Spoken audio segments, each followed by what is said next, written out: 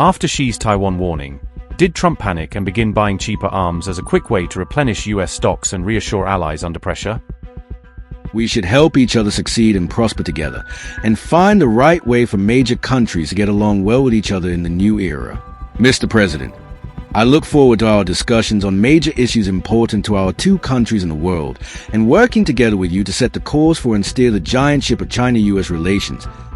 After expensive weapons appeared to falter in the Iran conflict, has the US military grown desperate enough to cast doubt on long-standing procurement priorities and tactical doctrines?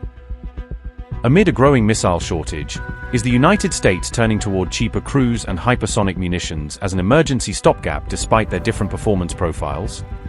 Is Washington now prepared to risk accuracy, range, and proven reliability in order to sharply cut weapons bills and replenish inventory more quickly? Has the US military effectively admitted that costly systems such as THAAD, Patriot, and Tomahawk underperformed, prompting a rethink of procurement and battlefield strategy?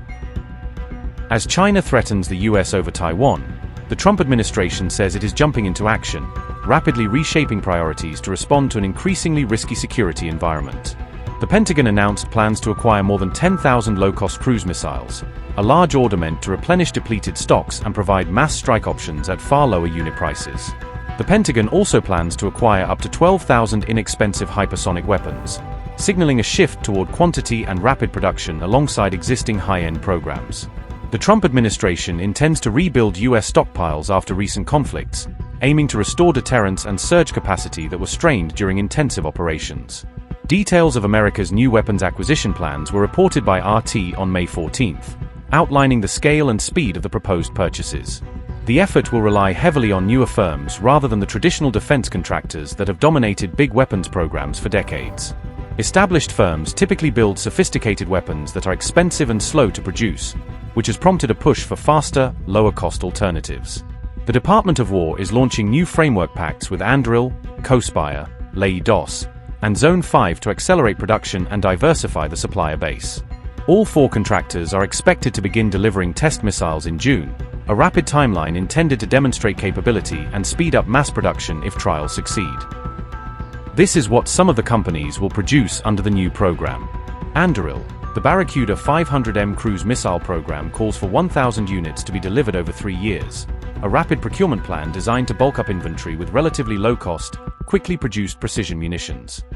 Leidos, the AGM-190A small cruise missile design, is being modified into a larger variant, an effort intended to increase range, payload, or survivability while using an existing baseline to speed development and reduce costs.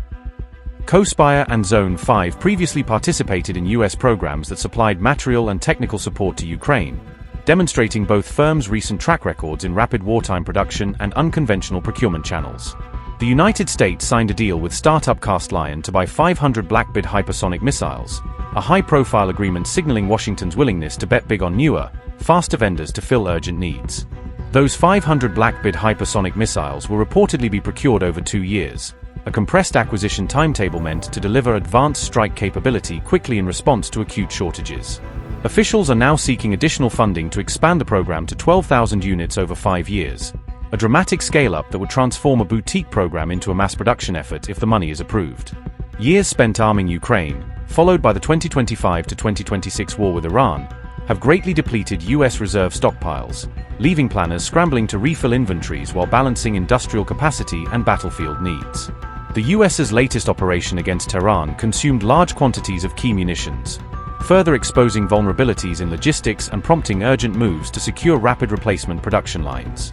This weapons shortage has arisen amid fears that another war could break out over Taiwan, adding pressure on policymakers to replenish stocks while deterring potential adversaries simultaneously.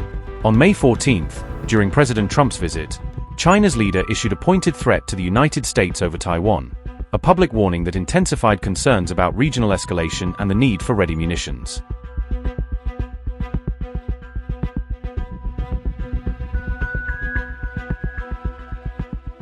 During high-stakes talks in Beijing on Thursday, Trump praised Xi as a great leader, offering effusive public praise that underscored the personal chemistry he hoped would smooth delicate strategic discussions. Interestingly, Xi noted that the big question is whether the United States and China can avoid the Thucydides trap, invoking the ancient concept to warn that rising powers and established powers must carefully manage rivalry to prevent catastrophic conflict. Let me say a few words first, and then I'd like to invite you, Mr. President, to deliver your opening remarks. President Trump, I'm very pleased to meet you in Beijing.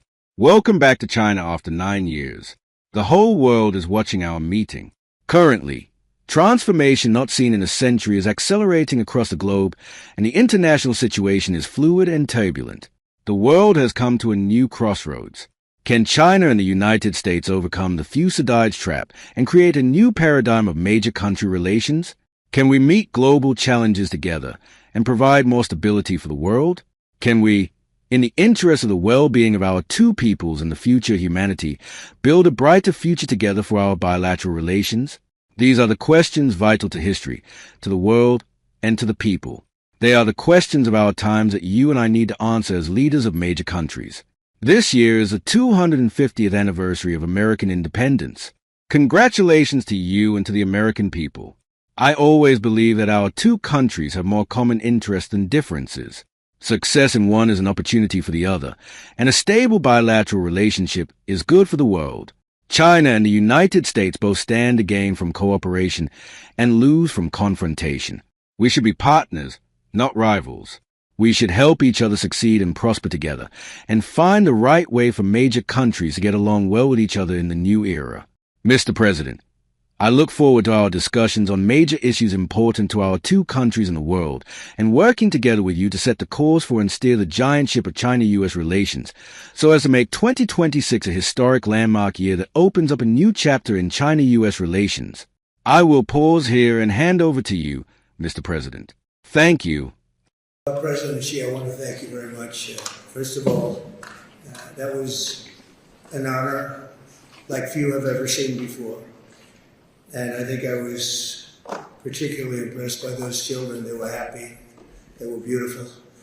The military is obvious. It couldn't be better, but those children were amazing, and they represent so much. And I know they represent so much to you. You and I have known each other now for a long time. In fact, the longest relationship of our two countries that any president and president has had. And it's, to me, an honor.